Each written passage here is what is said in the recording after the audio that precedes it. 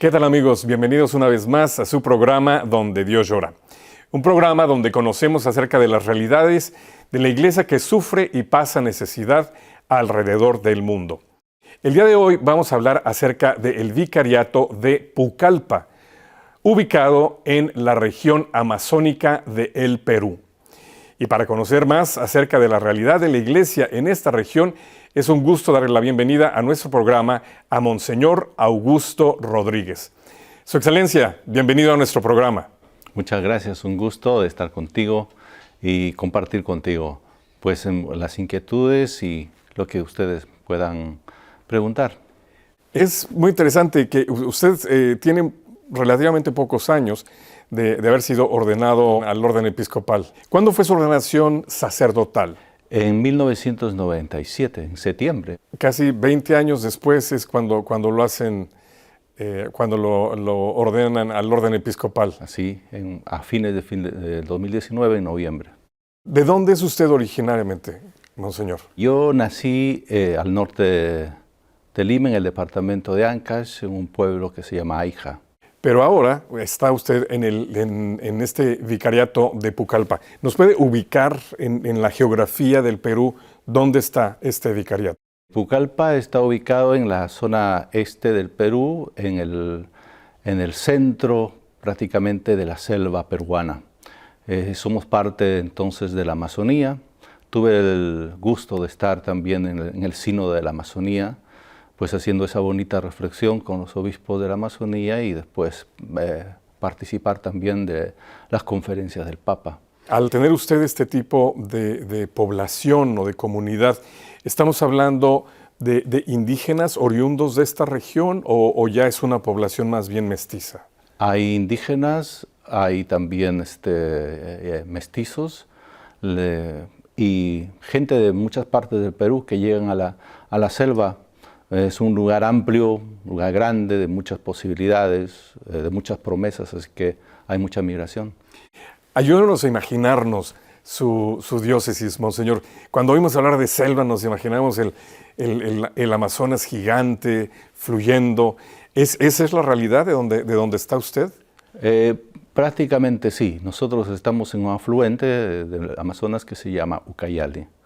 Y entonces, para llegar a nuestras comunidades, hay que llegar por río o también por las carreteras. Tal vez es el lugar de la selva que tiene más conexión en carretera. Que es algo muy, muy inusual realmente, porque sí es algo que caracteriza a la región del Amazonas, es los difíciles accesos que se tienen a las poblaciones. Es cierto, hay ciertos lugares del Perú, de la selva peruana, que son muy difíciles de entrar y solamente se entran por río, por ejemplo, la ciudad de Quito.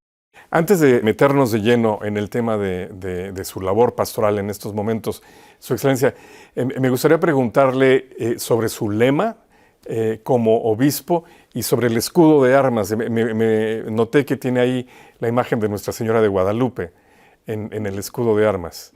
Sí, hay un signo que hace referencia a la Virgen, pero el lema de mío es edificados y enraizados en Jesucristo, ¿no? Y precisamente lo escogí porque quería hacer una conexión con lo que es la selva donde se necesita enraizar verdaderamente el Evangelio y donde se necesita construir una iglesia donde Jesucristo sea verdaderamente la base. Enfatiza usted el asunto de las raíces.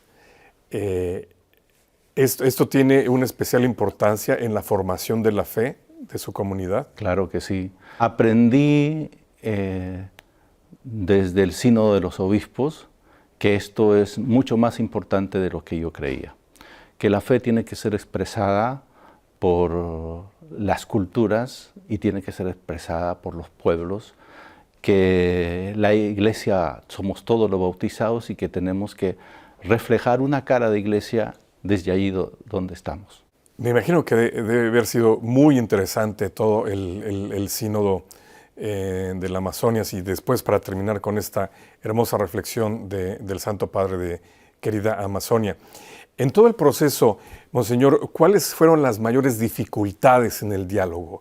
¿Había, digamos, por decir así, discrepancias en la opinión o en las prioridades que presentaban sus hermanos obispos? Más bien hubo mucha comunión. Se sentía que somos una iglesia que está a la escucha del Espíritu Santo.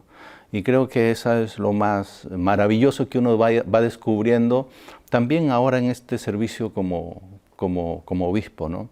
Lo maravilloso que es que la iglesia va caminando, escuchando a Dios y poniéndose en las manos de Dios y escuchando el Espíritu que lo va guiando. En estas inspiraciones del Espíritu Santo, me imagino que se dio énfasis a lo que usted mencionaba anteriormente de atender a las manifestaciones culturales, a las manifestaciones autóctonas de estos pueblos, de estas comunidades, de esta gente. En la práctica, ¿cómo se refleja esto, Monseñor? En la práctica es hablar el mismo idioma. Literalmente, estamos hablando de los lenguajes étnicos, dialectos y demás. Así es, que la iglesia tiene que hacer el esfuerzo por evangelizar en los idiomas autóctonos. Y tiene que hacer el esfuerzo porque también las celebraciones, las alabanzas a Dios, tengan esta característica. Y no solamente el lenguaje, también los ritmos, también gestos, también modos de oración. Y todo esto se incorpora en la liturgia. Que se debe incorporar en la liturgia, que estamos en camino a esto. ¿Sí? Más o menos en lo que es el vicariato que usted atiende, Monseñor, ¿cuántas lenguas se hablan? En el vicariato nuestro hay cuatro pueblos originarios. ¿Y usted tiene posibilidad de predicar en esas lenguas? Yo todavía no, estoy desde el 2019, pero hay religiosas que muy heroicamente están más de 40 años en esta zona y que sí, llevan el Evangelio en el idioma propio. Ahora que lo menciona, siempre me gusta dar un espacio en estas conversaciones que tenemos aquí en Donde Dios Llora para hablar de la labor de las mujeres, de las mujeres consagradas, de religiosas, monjas. Con lo que usted está diciendo, mucho de su labor recae, depende de la entrega de estas mujeres. Así es. Cuéntenos un poco de esta vocación de mujeres consagradas. El aporte de las mujeres en la iglesia, especialmente en la iglesia en la Amazonía, es muy grande. Los sacerdotes son pocos, entonces por tanto son las hermanas misioneras religiosas o también los laicos y mujeres laicas que llegan a las zonas más alejadas para evangelizar. Alguna religiosa ha entregado toda su vida a la Amazonía y algunas mujeres laicas que también han entregado su tiempo a la evangelización de su propio pueblo. Eso es maravilloso porque en los lugares donde no llega el sacerdote, la fe se ha mantenido gracias a estas mujeres catequistas. Así que hay que agradecer mucho a las mujeres y hay que apreciar mucho el papel de las mujeres en la iglesia. Son una gran fuerza. Definitivamente. Y por eso es que siempre hay que darles crédito donde lo merecen. Pero usted habla de que ellas llegan a regiones a donde no tienen acceso a los sacerdotes porque no tienen suficientes sacerdotes. ¿Con cuántos cuenta en su vicariato? Somos 25 sacerdotes para todo el vicariato. ¿Y de qué población estamos hablando? Unas 700.000 personas, sí. Una ciudad grande y después el campo que atender, ¿no? ¿Y en las regiones remotas tienen capillas o son realmente pequeñas parroquias? Hay parroquias, pero las parroquias tienen muchísimas capillas, muchísimas comunidades, ¿no? Donde se va construyendo la fe de la comunidad cristiana. ¿Sí? Gracias a los animadores, gracias a los catequistas, gracias a las mujeres, como ya decíamos. Uno de los temas muy relevantes, que no fue el único, pero a veces se enfatiza más, es el asunto de la ecología en el Amazonas, que ciertamente está muy amenazada por ambiciones y por distintos factores. ¿Cómo se vive este problema en su región? Pues es un gran problema porque la deforestación es grande. Las leyes, hay leyes que protegen la biodiversidad, pero pues se hace poco caso. Y hay poco empeño de hacer cumplir verdaderamente las leyes, ¿no? La selva cada vez más está deforestada, ya sea en búsqueda de campos de cultivo, ¿sí? O sea también por la minería, pero está siendo cada vez más devastada. Y no hay la conciencia de volver a plantar los árboles. Hay zonas que prácticamente ya han sido devastadas y va a ser muy difícil volverlas verdes como siempre era su color, ¿no? El color de la selva. Monseñor, pero no es que uno esté buscando culpables, pero ¿quién es responsable de todo esto? ¿Es la misma gente local que necesita expandir sus campos de cultivo o son más bien facciones fuera de la región? ¿Quién es responsable de esto? Habrá que hacer un análisis más exhaustivo sobre esto, pero hay la presencia de grandes inversiones para los cultivos, por ejemplo. Si bien es cierto, las personas que viven ahí tienen sus áreas de cultivo, pero el trabajo que hacen ellos no es devastarlas. Eso es lo interesante, Monseñor, que estas comunidades son milenarias, llevan mucho tiempo ahí sin haber creado este daño ecológico y sin embargo han sido capaces de sobrevivir con los recursos de una manera muy responsable y muy, por decirlo así, recíproca. Tomo algo, tiro un árbol, pero me aseguro de sembrar o me aseguro de que esto se recupera. Pero hay que tener en cuenta que el individualismo y el tiempo que estamos viviendo de capitalismo, pues hace que también las personas del lugar entren en esta cadena y en este dinamismo que pues también son colaboradores para destruir su medio ambiente, ¿no? Y de alguna manera yo creo que todos estamos involucrados en esta cadena, ¿no? Que lamentablemente muchas veces no sabemos cómo romper. Desde el punto de vista pastoral, ya hablando más acerca de evangelización, por ejemplo, ¿usted tiene trabajo de primera evangelización en su región? Hay también primera evangelización. Hay personas que no conocen el Evangelio. Hay muchos sectores donde no está presente el Evangelio y tenemos que ir a construir también iglesia en estos lugares, ¿sí? Nos faltan manos. Y nos falta también organizar la pastoral de una manera que pues, se atienda también a estos lugares. ¿Hay una actitud de acercamiento o de bienvenida por parte de estas comunidades o se da cierta hostilidad hacia la evangelización? Normalmente no tenemos problemas, no hay problemas de acercarnos a los lugares donde queremos proclamar el Evangelio. Las personas son receptivas en ese sentido.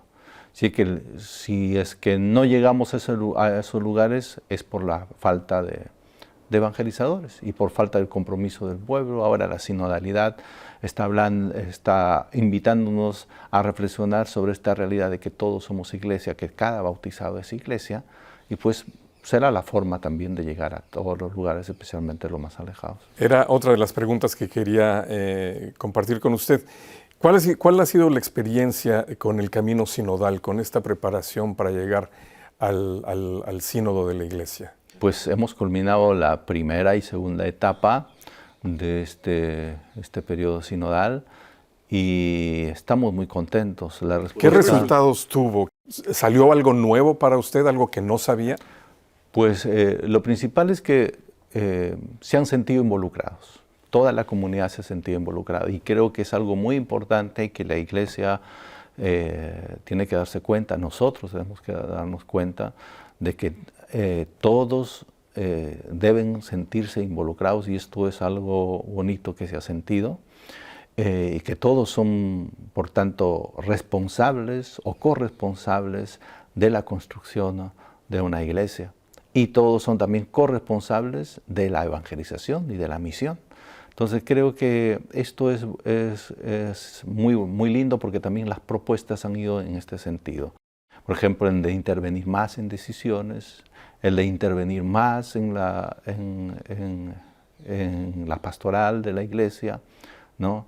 De involucrarse y sentirse más responsable para llevar adelante ciertos equipos, áreas de pastoral, etc., ¿no? Se ve que hay ganas de comprometerse por parte de la comunidad. Sí, hay ganas de comprometerse. Ahora, pues hay que ordenar esto, ¿no? Porque hay entusiasmo, hay mucho entusiasmo, ahora hay que ordenar y hay que formar.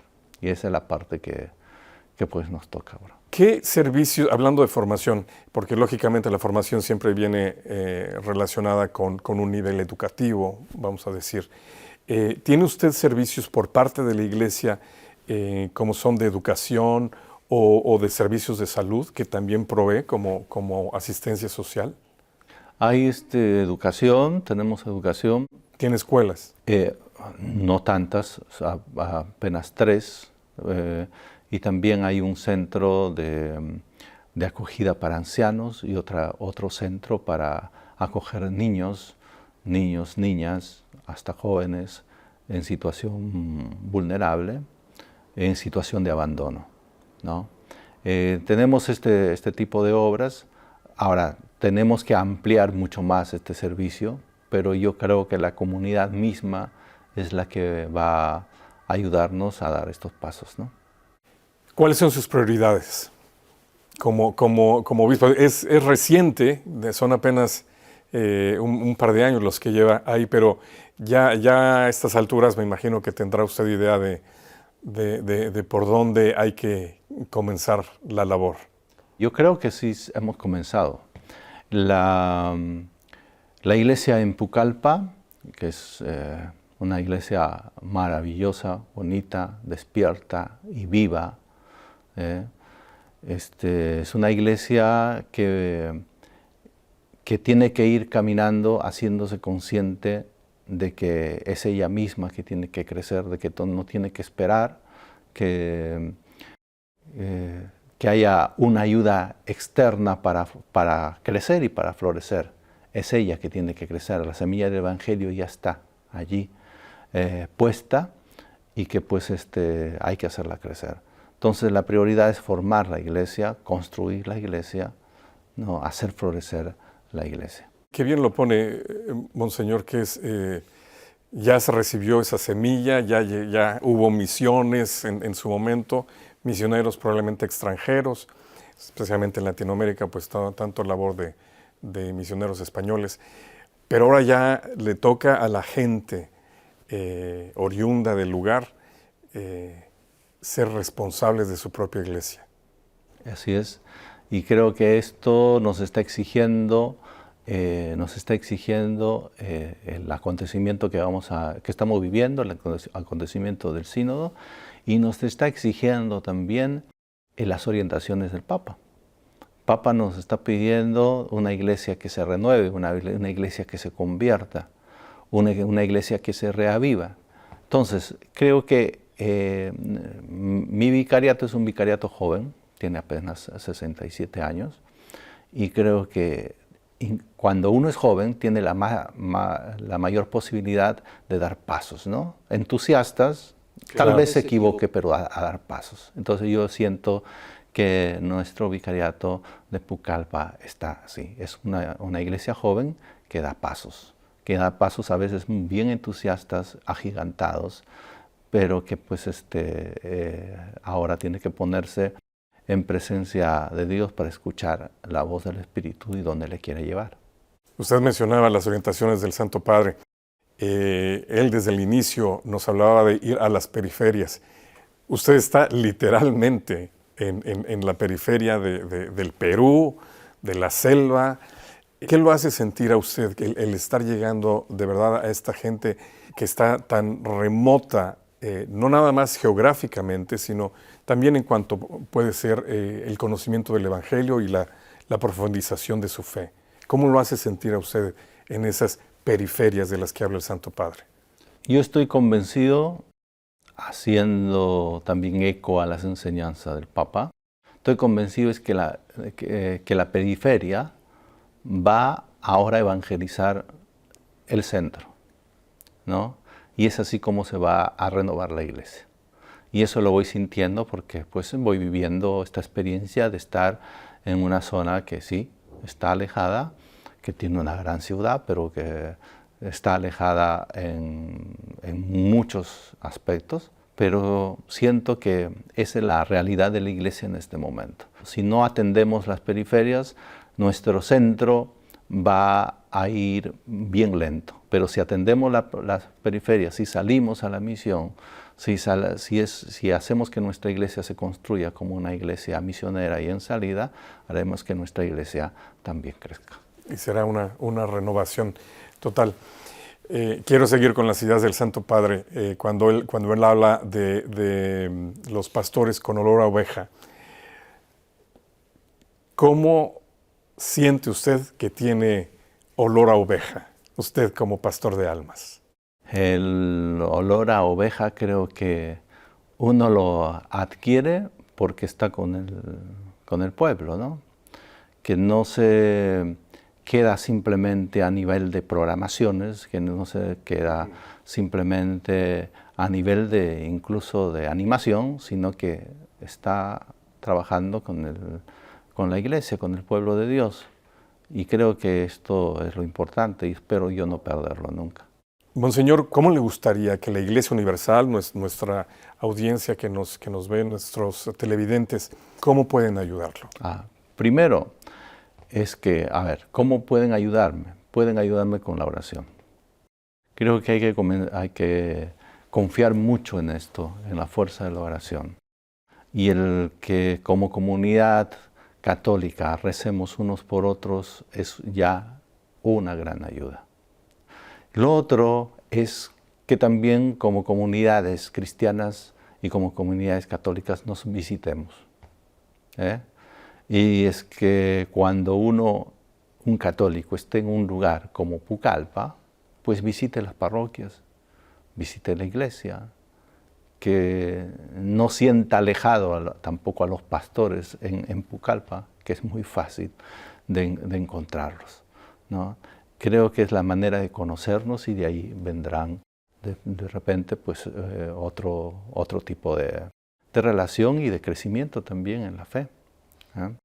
Así que pues eso, les pido a todos su oración. Monseñor, pues le agradecemos mucho que nos haya dedicado este tiempo para conocer la realidad me imagino, este hermoso territorio de Pucallpa. Muchas gracias, Su Excelencia. Gracias a usted y a todos aquellos que nos están escuchando. Un abrazo a todos. Y gracias a ustedes también, amigos, por haber estado con nosotros en un programa más de Donde Dios Llora. Si quieren conocer más acerca de la labor de la Iglesia en el Perú, los invitamos a contactar la información al final de este programa. Muchas gracias. Que Dios los bendiga.